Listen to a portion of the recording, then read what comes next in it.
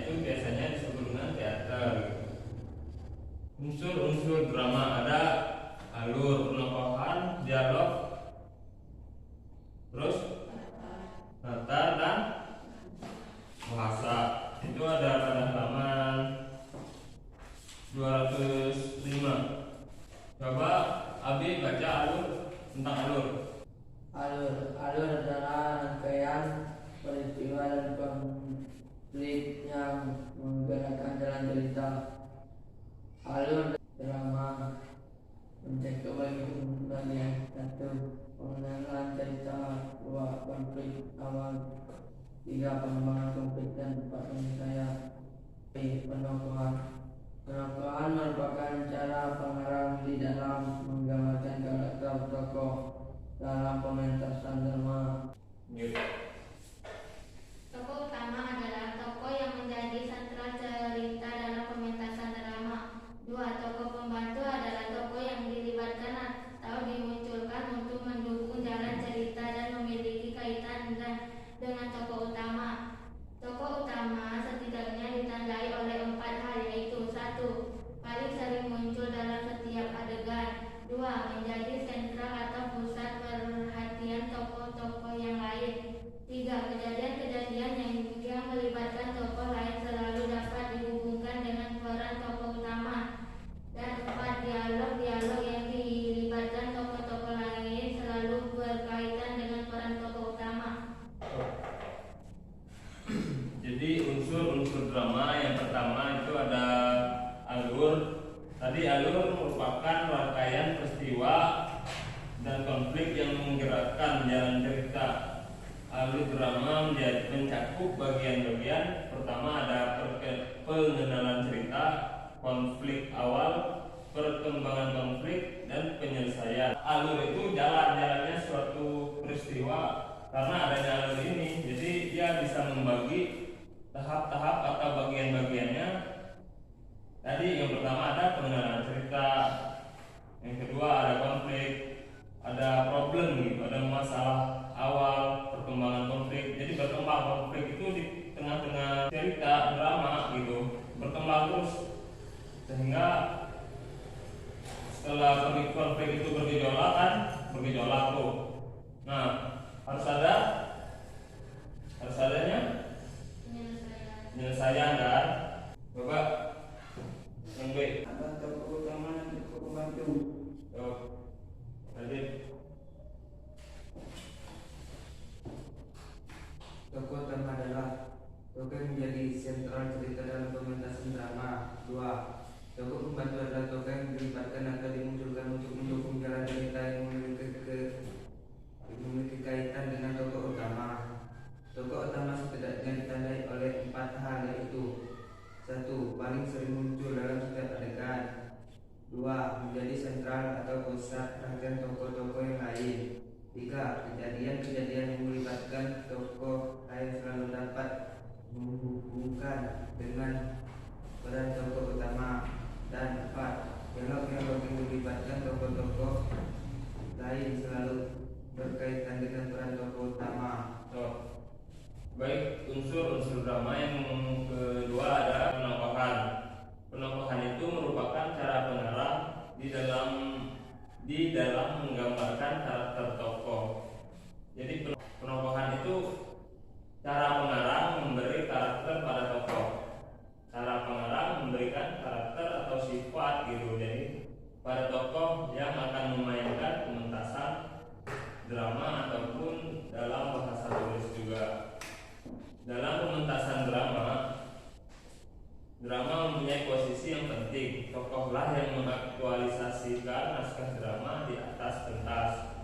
Tokoh yang didukung oleh latar peristiwa dan aspek-aspek lainnya akan menampilkan cerita dan pesan yang ingin disampaikan. Berdasarkan perannya, tokoh terbagi atas tokoh utama dan tokoh pembantu. Tadi udah dibaca sama Radit kan, tokoh utama itu adalah tokoh yang menjadi sentral cerita dalam pementasan drama. Jadi tokoh utama itu adalah tokoh yang paling banyak tampil gitu. Yang paling banyak tampil saat baik pementasan maupun dalam bahasa tulisnya banyak dimunculkan.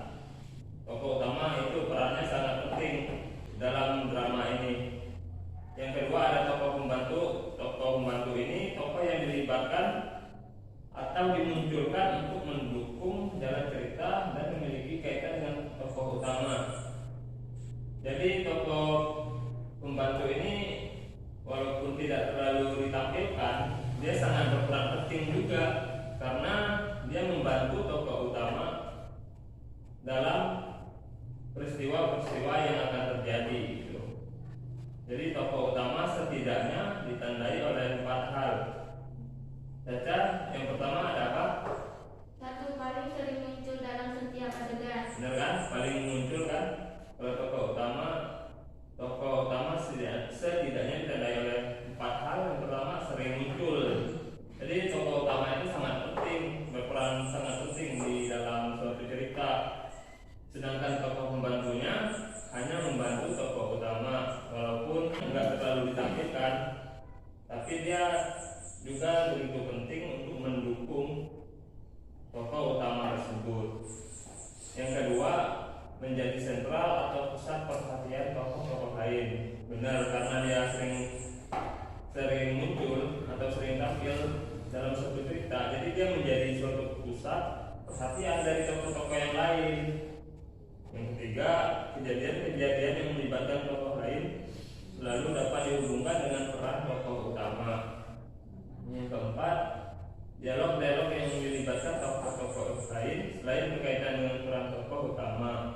Jadi dia terlibat, tokoh-tokoh di dalam suatu drama itu terlibat, nggak hanya tokoh utama saja, semua tokoh gitu, baik tokoh protagonis gitu, ada yang protagonis kan, antagonis, baik buruk, yang baik maupun yang jahat gitu, itu semuanya terlibat. Selanjutnya ada tokoh dari segi perwatakannya dan perannya dalam pementasan drama terdiri dari 4, yaitu tokoh berkembang, tokoh pembantu, tokoh statis, dan tokoh serba bisa. Yang pertama itu ada tokoh berkembang. Tokoh berkembang itu adalah tokoh yang mengalami perkembangan nasib atau watak selama pertunjukan. Misalnya tokoh yang awalnya seorang yang baik pada akhirnya menjadi seorang yang jahat. Jelas ya, jadi tokoh mengalami perkembangan nasib atau watak selama pertunjukan. Jadi tokoh tersebut mengalami suatu perkembangan nasib atau watak gitu.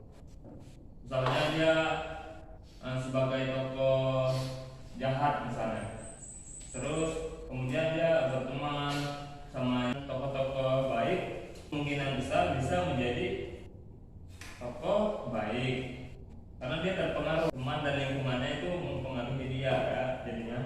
Yang kedua ada tokoh pembantu, tokoh yang diperbantukan untuk menyertai, melayani atau mendukung kehadiran tokoh utama.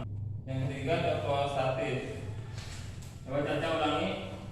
Tokoh statis adalah tokoh yang tidak mengalami perubahan karakter dari awal hingga akhir dalam suatu drama.